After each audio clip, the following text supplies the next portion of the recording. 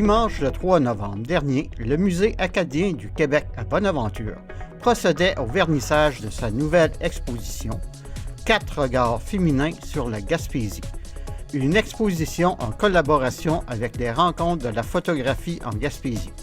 Claude Goulet, directeur de l'événement, nous présente les 4 artistes internationaux qui se sont inspirés de notre merveilleux territoire. Et pour terminer l'émission, nous vous laisserons sur des images réalisées lors du Week-end des Arts qui avait lieu au complexe municipal de Port-Daniel les 19 et 20 octobre dernier. Mais tout d'abord, Télévague était présent pour le lancement de La lumière au bout du pays, la dernière parution de l'autrice gaspésienne Joanne Morancy. Un événement tout en poésie et en musique qui a eu lieu à la Gospel Chapel du Musée acadien de Bonaventure le 3 novembre dernier. Bonjour Joanne, tu nous présentes aujourd'hui ta nouvelle parution. Oui, c'est mon tout nouveau livre qui est publié aux éditions David et ça s'appelle « La lumière au bout du pays ». Et peux-tu me parler un peu de cette parution? C'est une suite de textes qui parlent à la fois de la Gaspésie, des saisons qui passent et aussi des saisons de la vie. Et c'est à la fois un peu un hymne à la Gaspésie et un carnet d'écrivaine. Donc, on passe du grand territoire jusqu'à l'intime. Et il y a plusieurs textes. La moitié des textes du livre avaient été faits il y a une dizaine d'années pour des capsules de poésie qui avaient été diffusées à l'émission Bon Pied Bonheur à Radio-Canada. Pendant 30 semaines, il y avait eu des textes tous les lundis matins qui étaient publiés après les nouvelles, la capsule de poésie. Et cette série de textes-là, on avait appelé ça « La lumière au bout du pays ». Donc, ça a donné le titre du livre. C'est un peu l'immensité, toute la lumière qui habite notre paysage, qui se retrouve en tête d'affiche. Si je ne me trompe pas, c'est des haïkus qu'on l'appelle? Tu connais le haïku, qui est un petit poème de 3 lignes, d'origine japonaise.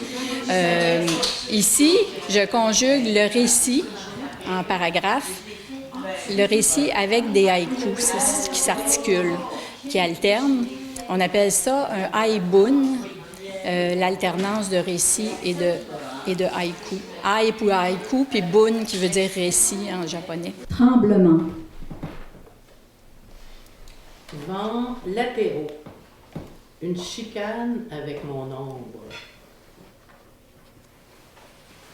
Un jour, on se retrouve avec les peluches superposées de toutes nos mues inachevées. On laisse craquer les peurs sous le froid. On s'extrait de ce sac de tremblement qui fait de la respiration une tâche épuisante. On perçoit dans chaque palpitation toute sa soif d'absolu. On ne peut plus faire mine d'être aveugle. On ne peut plus ignorer que la lumière est un mélange de visages.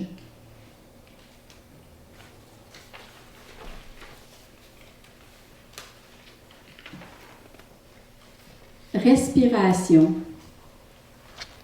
Un chocolat chaud, des biscuits secs, mes mémoires ballottées par le ressac, un matou trempé, muet. Dans la cour avant, un érable seul, sans même son feuillage. Une journée entière à ne parler à personne, juste à Bilbo qui se retient de sortir à cause des griffes du vent.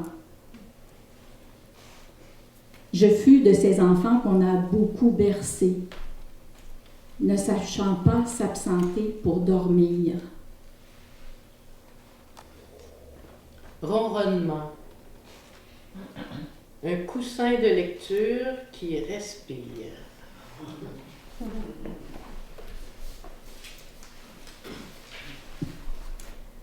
En parallèle, possible que mes amis ne me voient pas pendant des semaines, comme si la moindre interaction risquait de dérégler les atomes, de déranger cet ordre précaire en train de s'établir dans un univers parallèle. Je ne réponds pas au téléphone, n'allume pas la radio, j'écris en pyjama. Une deuxième existence se greffe à la mienne, l'agrandit, en sourdine de l'intérieur. J'empile les réalités, les unes par-dessus les autres. Je joue à la vie comme je n'ai jamais su y jouer enfant. Fluo vert par-dessus fluo jaune.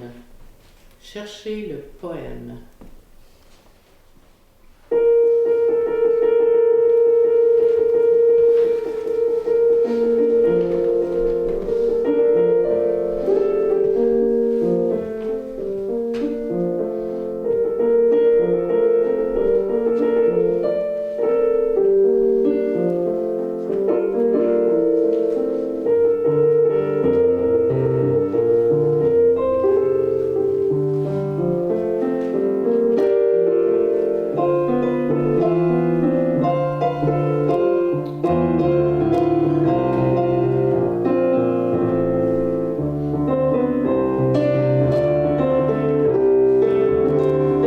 Quelles sont tes inspirations pour cette parution? Il y a beaucoup de textes qui parlent du passage des saisons dans notre région, en Gaspésie.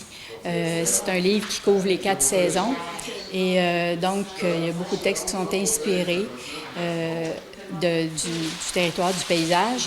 Et il y a une autre partie de textes qui sont extraits de d'autres écrits que j'ai aussi depuis une dizaine d'années, qui étaient beaucoup plus personnels, qui parlent plus des passages de vie qu'on traverse au fil des ans. Je dirais que ça contrebalance ce qui est personnel puis ce qui est plus général.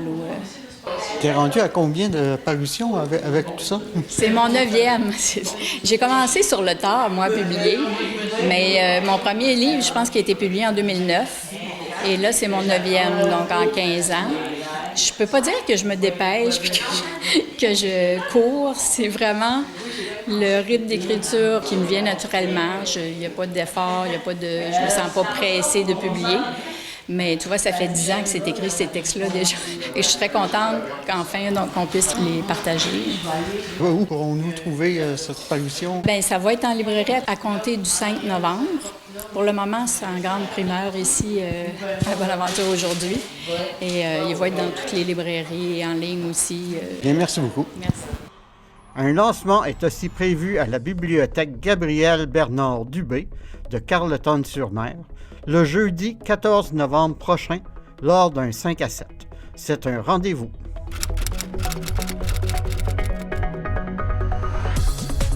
Un peu comme je mentionnais tantôt lors du vernissage, il s'agit de 4 artistes qu'on a accueillis cette année dans le cadre des rencontres. Chaque artiste avait en moyenne une vingtaine de photos, exception faite de Chieko Gerazi, qui est l'artiste japonaise, qui a fait peut-être une 40 de tirages sur la Gaspésie. Ces artistes-là sont venus en 2022 et 2023 en résidence en Gaspésie. Et quand le Musée acadien a lancé cette idée-là de 4 regards féminins, on a fait une sélection d'images. Mais écoutez, oui, il y a certaines images, mais c'est beaucoup plus que ça ici. C'est parce qu'il fallait se limiter.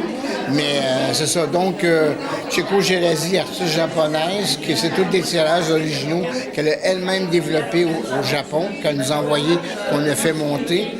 Ensuite, Clara Gasparotto, artiste belge, qui est venue aussi en résidence, qu'on a exposé cette année à Matapédia. Mais encore là, c'est une vingtaine de tirages. C'est vraiment une courte sélection qui est au musée ici. Au fond, vous avez Maud Arsenault, une artiste québécoise, qu'on a présentée cette année à Vaste et Vague. L'œuvre s'appelle « Dans un océan de chair ». Et Maud, ça comprenait 3 vidéos, une installation avec des photos. Donc, c'est assez majeur, vraiment. Et je termine avec Marine Lécuyer. Marine Lécuyer, qui est une artiste française, qui fait partie de l'entente de collaboration avec notre partenaire Diafam. Donc, Marine, elle a exposé à Percé cette année. Donc, encore là, une vingtaine de tirages face à l'île Bonaventure. Mais donc, quand le musée nous a fait l'invitation, on s'est dit, bien, c'est un beau moyen de réunir ces 4 regards-là avec des origines complètement différentes. Fait que c'est ça qui est riche, en fait. C'est des regards complètement différents.